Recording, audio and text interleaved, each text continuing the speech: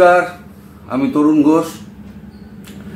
দুটো দিন একটু অসুস্থ থাকার জন্য এই গরমে, প্রত্যেকেই জানেন গরমে তো মানুষ পাগল হয়ে যাচ্ছে, একটু অসুস্থ হয়ে পড়েছিলাম।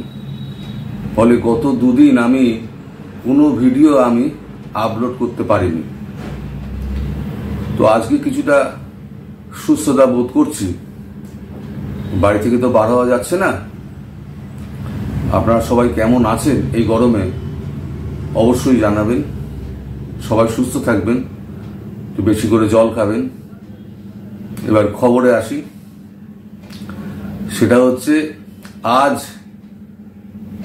এই যে মামলাটা শুনানি আছে সুপ্রিম কোর্টে, ডিভিশন বেঞ্চে যে রায় হয়েছিল সেই রায়ের ওপরে যে স্থগিতাদেশ চেয়ে রাজ্য সরকার এবং এসএসসি সুপ্রিম কোর্টে যে আবেদন করেছে, সেই আবেদনের ভিত্তিতে আজকে সুপ্রিম কোর্টে শুনানি আছে। এখন শুনানি কি হবে না হবে সেটা আমরা এখন জানি না, সেটা একটু বিকেলের দিকে জানা যাবে যে কি হচ্ছে না হচ্ছে। তবে আইনজ্ঞদের যা মতামত, সুপ্রিম কোর্টে খুব একটা কিছু লাভ হবে না, কারণ সুপ্রিম কোর্টের নির্দেশেই ডিভিশন বেঞ্চ তৈরি হয়েছিল এবং সাংবিধানিক ডিভিশন বেঞ্চ তারা সমস্ত রকম বিচার বিবেচনা করে যে রায় দিয়েছে সেই রায়টি গেছে সুপ্রিম কোর্টের কাছে।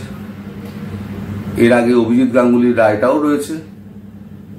কোনো একটা বিশেষ তফাৎ এই দুটো রায়ের মধ্যে দেখা যাচ্ছে না, কারণ ডিভিশন বেঞ্চ, হাইকোর্টের ডিভিশন বেঞ্চ রাজ্য সরকার, এসএসসি, মাধ্যমিক পর্ষদ সবাইকেই সমানভাবে সুযোগ দিয়েছিলেন নিজেদের অবস্থান ব্যাখ্যা করার জন্য, কিন্তু কেউ কোনো অবস্থান ব্যাখ্যা করেননি।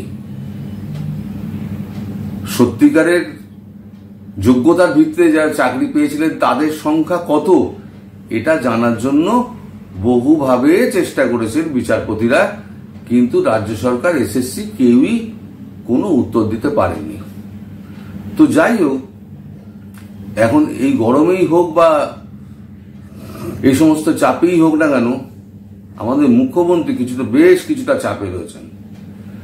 তার উপর আবার চাপ হচ্ছে শাহজাহানের ভাই মুখ খুলছে, শাহজাহান টুকটুক করে মুখ খুলছে, কাকুও শুনছি একটু আধটু বলা শুরু করেছে সাহেবকে।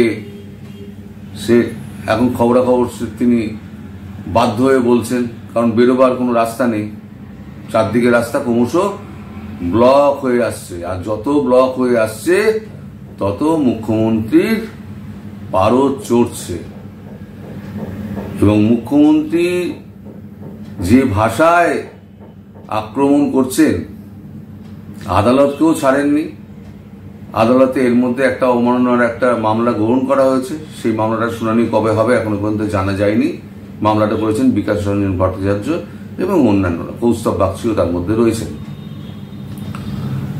মুখ্যমন্ত্রীর মুখের ভাষা যা, সেই ভাষা তো বাংলার কৃষ্টি সংস্কৃতি সব তো বিসর্জন চলে গিয়েছে এই ভাষায়। কে বলবে এখানে আমাদের রবীন্দ্রনাথ, নজরুল, আমাদের এই সমস্ত কবিরা, তো আমরা সমস্ত না তালগোল পাকিয়ে গেছে ভাষা শুনে, আর এ শুনে আমাদের সব তালগোল পাকিয়ে গেছে। যাই হোক, মুখ্যমন্ত্রী খুব চাপে আছেন। আবার দ্বিতীয় চাপ হলো এই যে তৃতীয় দফার যে নির্বাচনটা আছে, তৃতীয় দফার নির্বাচন যেটা আছে সেটা হচ্ছে মালদা উত্তর, মালদা দক্ষিণ, জঙ্গিপুর এবং মুর্শিদাবাদ। এই চারটে যে লোকসভা কেন্দ্রে যে নির্বাচন হয় সেটা হচ্ছে মুসলিম অধ্যুষিত এলাকা পুরোটাই। এবার হয়েছে কি, এই সমস্ত মুসলিম বাড়ির ছেলেপিলেরা সমস্ত দেশ, রাজ্যে তো কোনো চাকরি নেই, সমস্ত চলে গিয়েছে বিদেশে, ভিন রাজ্যে। এখন মুখ্যমন্ত্রী বারবার কাতর স্বরে বলছেন যে তোমরা এসে ভোটটা দাও, কারণ এই চারটে জেলায় যদি মুসলিম ভোট যদি সেভাবে মুখ্যমন্ত্রীর ব্যাগে না ঢোকে, তাহলে মুখ্যমন্ত্রীর কপালে কিন্তু খুব দুঃখ আছে, সেটা মুখ্যমন্ত্রী বুঝতে পারছেন। ফলে মুখ্যমন্ত্রী ওখানে জানপ্রাণ লড়িয়ে দিচ্ছেন যে কোনো রকমের মুসলিমদের বুঝিয়ে টুঝিয়ে ভোটটা তাদেরকে ফিরিয়ে আনা যায় এবং ভোটটা যাদের তারা দেয় এবং তার ব্যাগে যাতে ভোটটা পড়ে সে চেষ্টা তিনি করে যাচ্ছেন। কিন্তু সোশ্যাল মিডিয়া জুড়ে যে সমস্ত খবরাখবর চলছে তাতে মুখ্যমন্ত্রী কজনকে জেলে পুরবেন? সব তো বলছে ঝেঁটিয়ে বিদায় কর। ঝেঁটিয়ে বিদায় কর মানে একেবারে মানে তারাও কোনো বাদ মানছে না। আর মানুষের যে রিয়াকশন, যে কমেন্টগুলো পড়লে তো মানুষের রিয়াকশন বোঝা যায়। যে আমিও যখন ভিডিও করি তার রিয়াকশন যেগুলো পাওয়া যায় সেগুলো হচ্ছে মারাত্মক। মানুষের মানে মনের মধ্যে এত রাগ জমা হয়ে আছে। আমি একটু পুরনো একটা ঘটনা বলি, সেটা তখন 2010 সাল, তখন নন্দীগ্রাম সিঙ্গুর আন্দোলন তখন তুঙ্গে। তখন আমি বাংলা স্টেটসম্যানে তখন কাজ করি।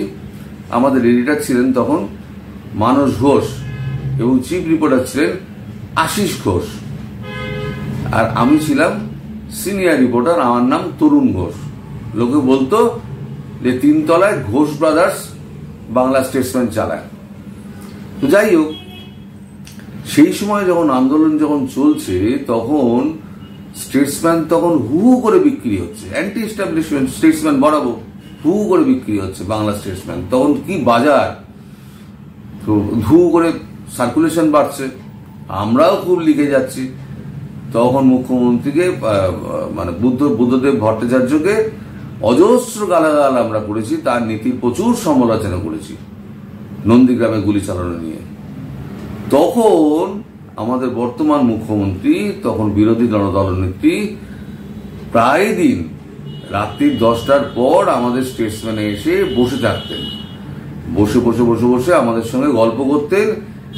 এবং তার যে মধুর আচরণ, তখন আমরা ভাবতাম ইনি হচ্ছেন একজন যোগ্য মানুষ, যাকে মুখ্যমন্ত্রী হিসেবে আমাদের পশ্চিমবঙ্গের মানুষ যদি পায় তাহলে পরে পশ্চিমবঙ্গের অবস্থাটা ফিরলেও ফিরতে পারে। টাটা তখন কিন্তু আমরা ভুলে গেছিলাম, সিঙ্গুরে টাটা বিতরণ হয়ে গেছে কিন্তু আমরা ভুলে গেছিলাম। মানুষ ভুলে যায় না, স্মৃতিশক্তি তো খুব কম, আর মানুষ একটু বহমান। সাম্প্রতিক ঘটনার ক্ষেত্রে মানুষ খুব বহবান হয়, যেরকম চলছে তার সঙ্গে তাল মিলিয়ে চলি আর কি, সবকিছু পেছনের দিকে আমরা ভুলে যাই। তো সেই সময় বর্তমান মুখ্যমন্ত্রী যা আচরণ দেখতাম, সেই আচরণ দেখে মনে হতো আরে এরকম মানুষ যদি আমাদের মুখ্যমন্ত্রী হয়, এই বিধান রায়ের পর এরকম একটা মুখ্যমন্ত্রী হবে। তারপরে যখন তিনি ক্ষমতায় এলেন 2011-তে, আসার পর সেই জনসমুদ্র রাইটার্সে ভেঙে পড়লো। সেই দৃশ্য আপনাদের সকলেরই মনে আছে, যারা খুব ছোট ছিলেন তারা ইউটিউব ভিডিও দেখলে তারা এত দেখতে পারেন সেই জনসমুদ্র কি জনসমুদ্র। তো সেই সময় তো কত কবি, সাহিত্যিক, শিল্পী, বুদ্ধিজীবী তখন দল বেঁধে তাকে ঘিরেছিল। এবং শুভা প্রসন্নর বাড়িতে আমি নিজেও গেছিলাম, সেখানে শুভা প্রসন্নর বাড়িতে একটা মিটিং হয়েছিল। সেই মিটিংয়ে মুখ্যমন্ত্রী বলেছিলেন আপনারা আমাকে পথ দেখাবেন, আমি সেই পথে চলব। তো 6 মাসের মধ্যেই আস্তে আস্তে তাদের বিলুপ্তিকরণ ঘটতে আরম্ভ করলো।